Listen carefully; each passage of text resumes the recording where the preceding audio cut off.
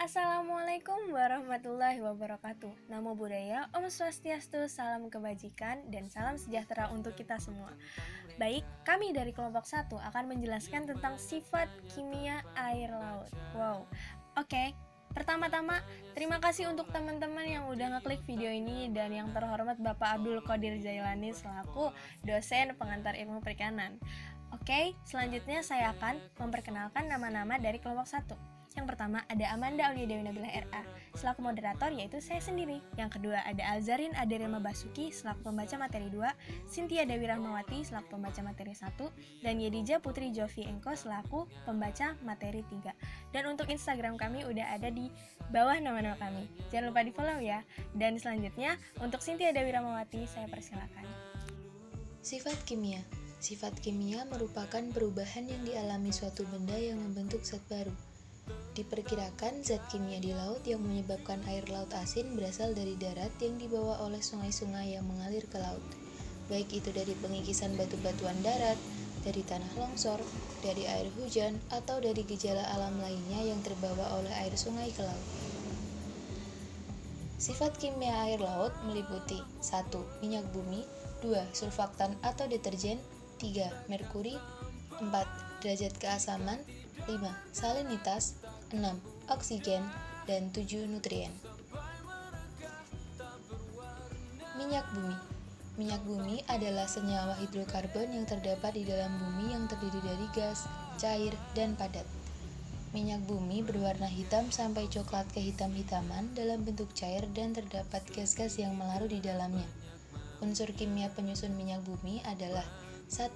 Unsur mayor adalah karbon dan hidrogen. 2. Unsur minor adalah sulfur, nitrogen, oksigen, halogen, dan logam. Surfaktan atau deterjen adalah zat aktif permukaan yang dapat menghasilkan busa yang banyak sehingga menghalangi penetrasi cahaya ke permukaan laut. Deterjen dalam kadar yang tinggi bersifat racun terhadap biota perairan. Ada 3 jenis surfaktan, yaitu anionik, kationik, dan non-ionik. Senyawa surfaktan yang sering digunakan dalam deterjen adalah tipe anionik dalam bentuk sulfat dan sulfonate. Merkuri atau Hg atau air raksa merupakan logam yang berbentuk cairan dalam suhu ruang 25 derajat Celcius berwarna keperakan. Terdapatnya merkuri di perairan dapat disebabkan 2 hal. Pertama, oleh perindustrian seperti pabrik cat, kertas, peralatan listrik. Kedua, oleh alam itu sendiri melalui proses pelapukan batuan dan letusan Gunung Merapi. Derajat keasaman atau pH. Derajat keasaman atau pH berkaitan erat dengan karbon dioksida dan alkalinitas. Semakin tinggi nilai pH, semakin tinggi pula nilai alkalinitas, dan semakin rendah kadar karbon dioksida bebas. Tinggi rendahnya pH suatu perairan sangat dipengaruhi oleh kadar CO2 yang terlarut dalam perairan tersebut. Faktor lain yang dapat menyebabkan pH suatu perairan berfluktuasi adalah suhu air, buangan industri, dan limbah rumah tangga.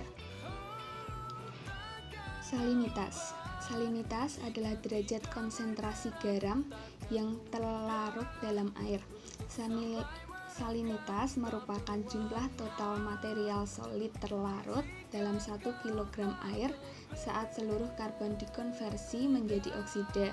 Seluruh bromin dan iodin digantikan oleh klorin dan seluruh organik matter sudah teroksidasi. Selanjutnya adalah oksigen terlarut dan juga nutrien. Oksigen terlarut merupakan banyaknya oksigen yang terlarut di dalam air. Kadar oksigen tergantung pada suhu, salinitas, turbulensi, dan tekanan atmosfer. Oksigen di permukaan melimpah karena adanya aktivitas fotosintesis oleh tanaman laut. Nutrien merupakan komponen yang dibutuhkan untuk memproduksi bahan organik. Beberapa nutrien dibutuhkan untuk membantu pertumbuhan organisme, beberapa menghasilkan bahan kimia secara langsung menjadi energi, dan beberapa fungsi lainnya. Selanjutnya adalah Biochemical Oxygen Demand atau BOD. BOD adalah suatu analisis empiris yang mencoba mendekati secara global proses-proses mikrobiologis yang benar-benar terjadi di dalam air. Penentuan BOD didasarkan pada reaksi oksidasi zat organik dengan oksigen di dalam air dan proses tersebut berlangsung dengan adanya bakteri aerobik.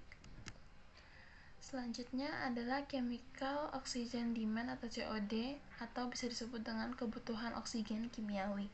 Kebutuhan oksigen kimiawi adalah jumlah oksigen yang diperlukan untuk mengoksidasi zat-zat organis yang ada di dalam air. Dan yang terakhir banget nih ada fosfat. Fosfat dalam air alam atau air limbah terdapat sebagai senyawa ortofosfat, polifosfat, dan fosfat organis. Senyawa fosfat tersebut terdapat dalam bentuk terlarut, tersuspensi, atau terikat dalam sel organisme dalam air. Fosfat merupakan salah satu nutrisi bagi organisme perairan. Baik, dan berikut kami sertakan juga referensi jurnal yang kami ambil untuk membuat PPT ini. Dan juga terima kasih untuk teman-teman yang sudah menonton video ini sampai akhir. Wassalamualaikum warahmatullahi wabarakatuh. Jangan lupa subscribe ya.